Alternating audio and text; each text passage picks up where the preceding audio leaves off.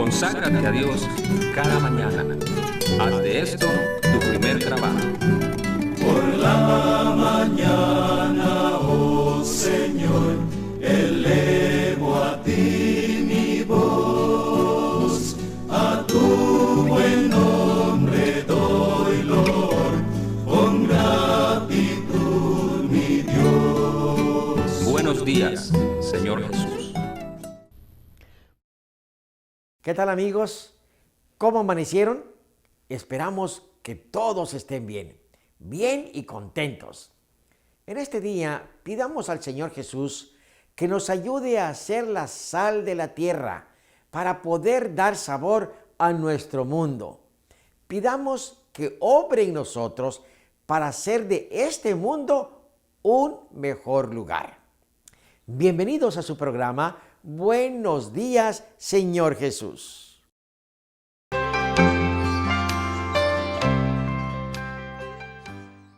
Hola, ¿cómo se encuentran disfrutando de un nuevo día? Corriendo seguramente al trabajo, al estudio, a hacer ejercicio o cualquier otra actividad. Y mientras nos preparamos para salir, los invito a meditar en la palabra de Dios con el tema ¿Eres tú el Rey? La cita se encuentra en Lucas capítulo 23, versículo 3. Entonces Pilato le preguntó diciendo, ¿eres tú el Rey de los judíos? Y respondiendo él dijo, tú lo dices. Oremos, por favor. En esta mañana, Señor, te reconocemos como Rey de nuestra vida, por lo cual te pedimos que nos auxilies en este día, de acuerdo a tus grandes misericordias. Tú conoces a cada uno de nosotros, sus problemas y enfermedades. Por favor, escúchanos. Lo rogamos en Cristo Jesús. Amén. Después de condenar a Jesús, el concilio judío se había dirigido a Pilato para que confirmara y ejecutase la sentencia. Pero estos funcionarios judíos no querían entrar en el tribunal romano. Según su ley ceremonial, esto los habría contaminado y les habría impedido tomar parte en la fiesta de la Pascua. En su ceguera, no veían que el odio homicida había contaminado sus corazones. No veían que Cristo era el verdadero Cordero Pascual y que por haberle rechazado, para ellos la gran fiesta había perdido su significado. Cuando el Salvador fue llevado al tribunal, Pilato lo miró con ojos nada amistosos. El gobernador romano había sido sacado con premura de su dormitorio y estaba resuelto a despachar el caso tan pronto como fuese posible. Estaba preparado a tratar al preso con rigor. Asumiendo su expresión más severa, se volvió para ver qué clase de hombre tenía que examinar, por el cual había sido sacado del descanso en hora tan temprana. Sabía que debía tratarse de alguien a quien las autoridades judías anhelaban ver juzgado y castigado apresuradamente. Pilato miró a los hombres que custodiaban a Jesús y luego su mirada descansó analíticamente en Jesús. Había tenido que tratar con toda clase de criminales, pero nunca antes había comparecido ante él un hombre que llevase rasgos de tanta bondad y nobleza. En su cara no vio vestigios de culpabilidad, ni expresión de temor, ni audacia o desafío.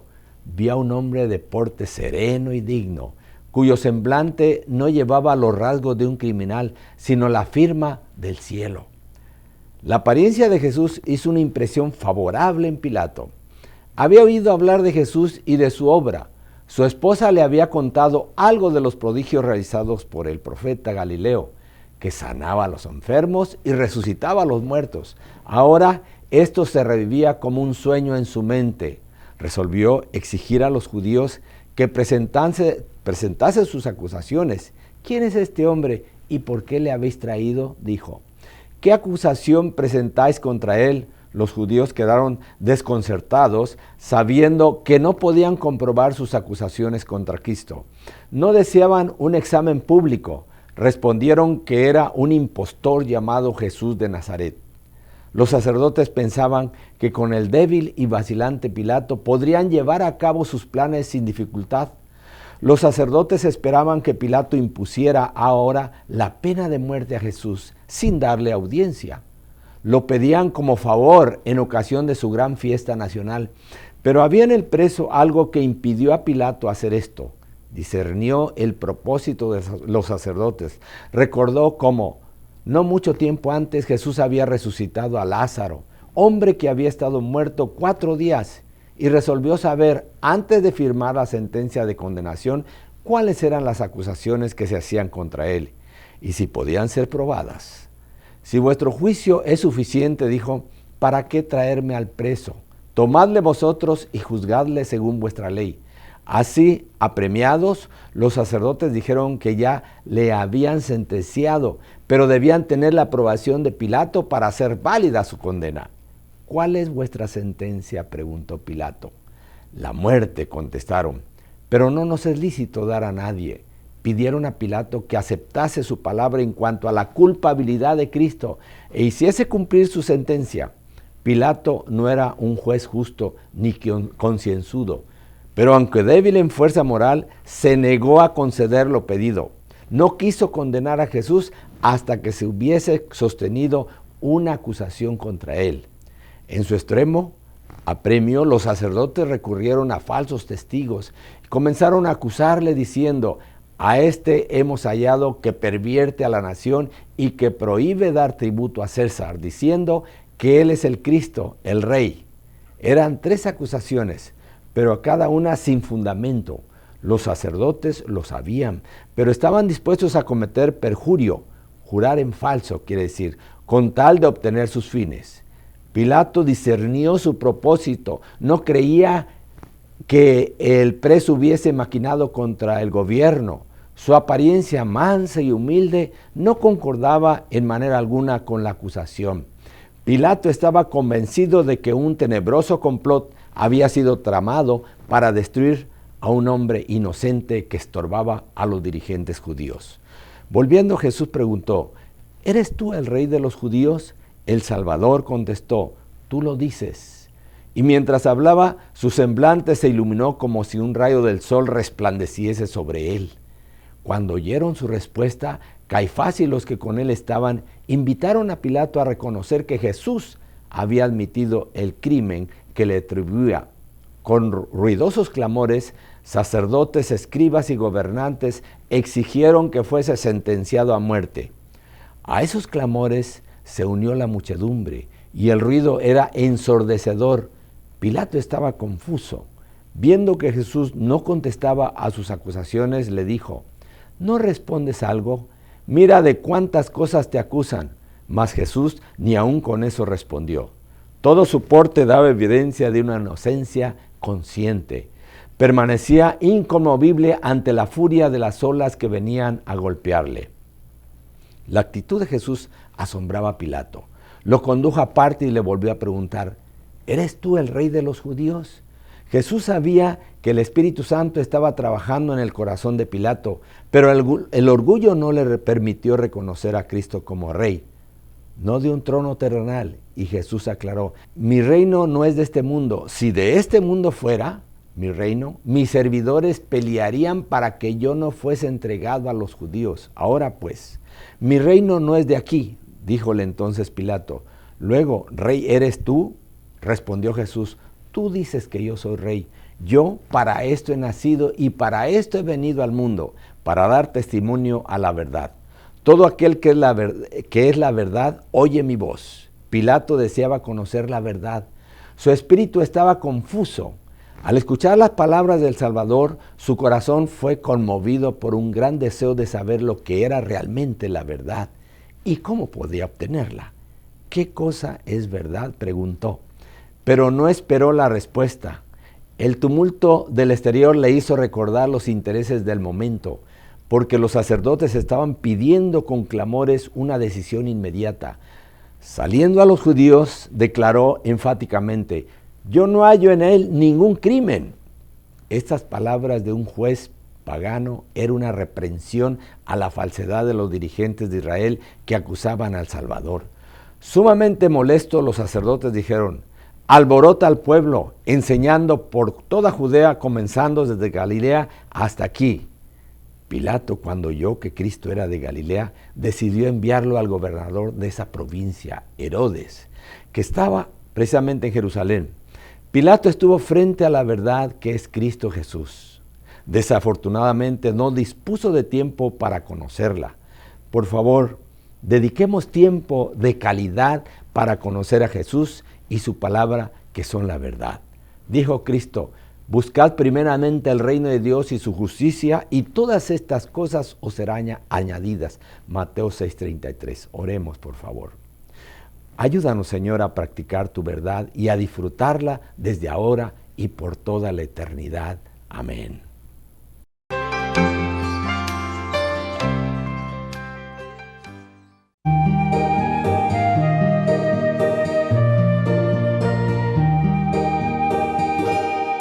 Si todos trabajamos unidos, si todos trabajamos, qué gozo será.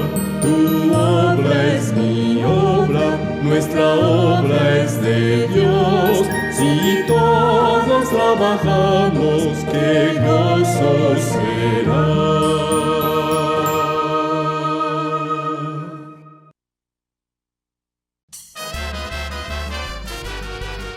Hola, amiguitas, ¿cómo están hoy? Bien. Qué lindo es verlas otra vez.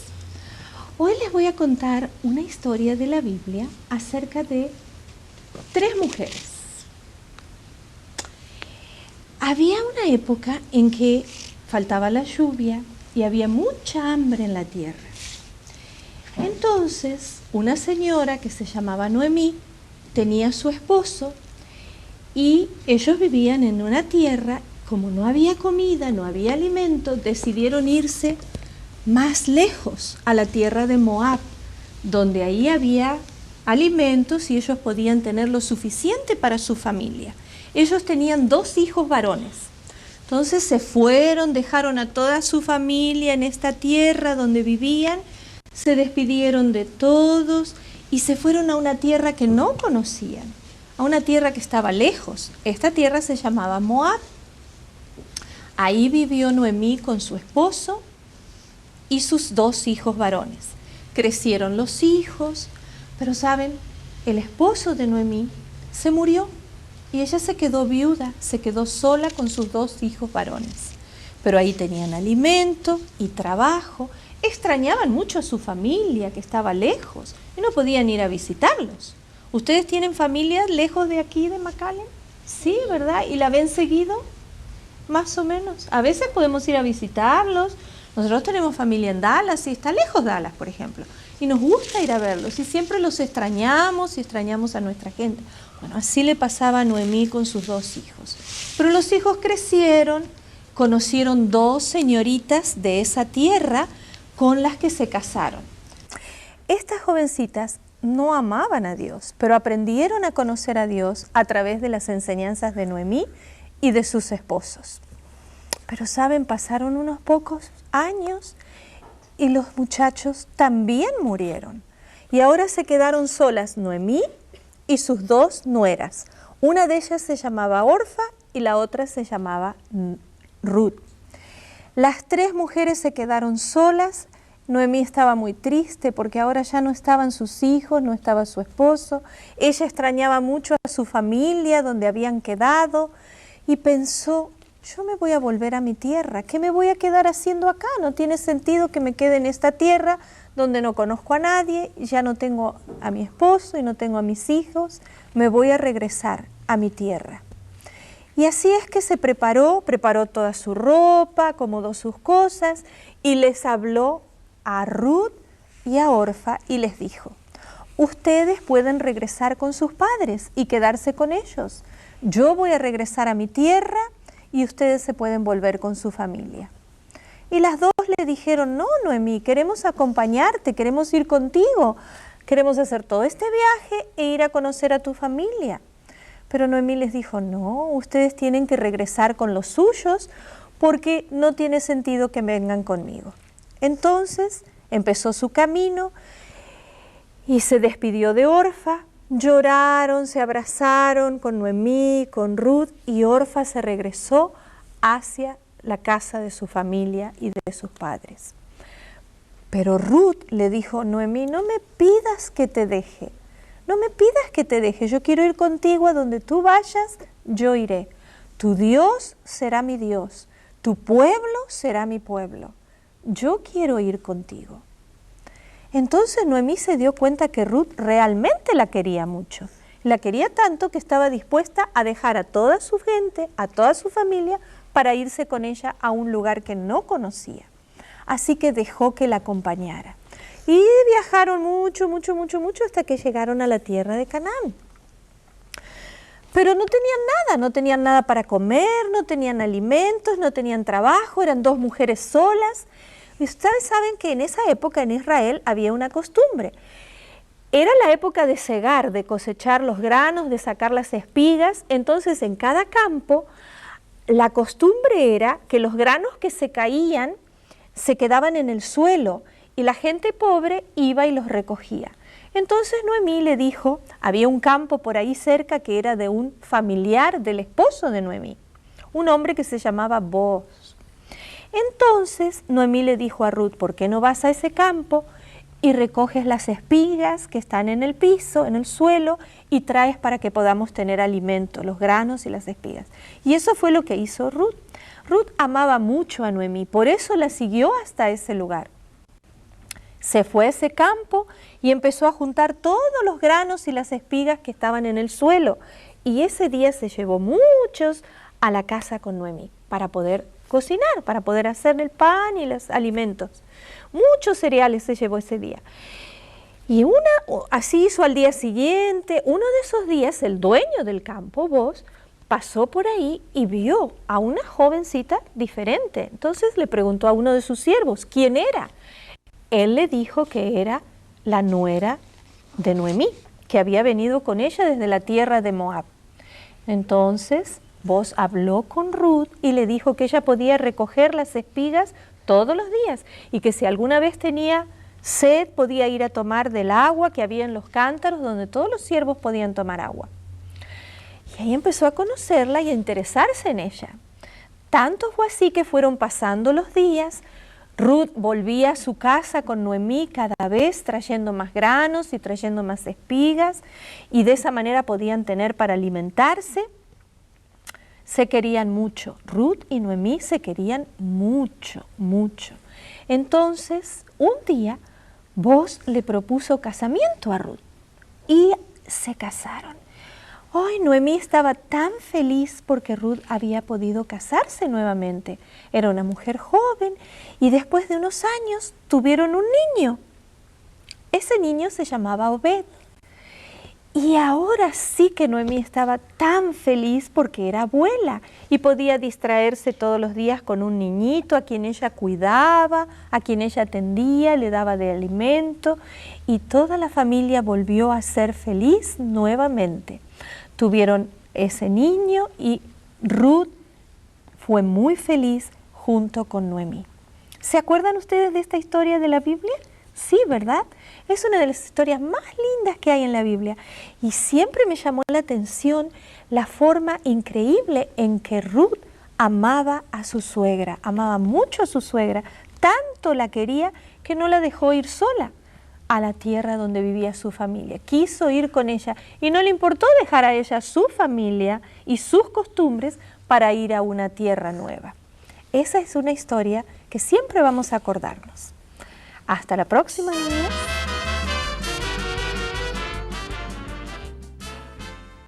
Después de la meditación de hoy, estoy seguro que nos sentimos agradecidos por haber sintonizado este programa. En pantalla se nos muestran los capítulos de la Biblia para leer el día de hoy. Si usted está siguiendo esta guía, terminará de leer la Biblia en un año. Les deseo un feliz día y les espero para la reflexión del día de mañana.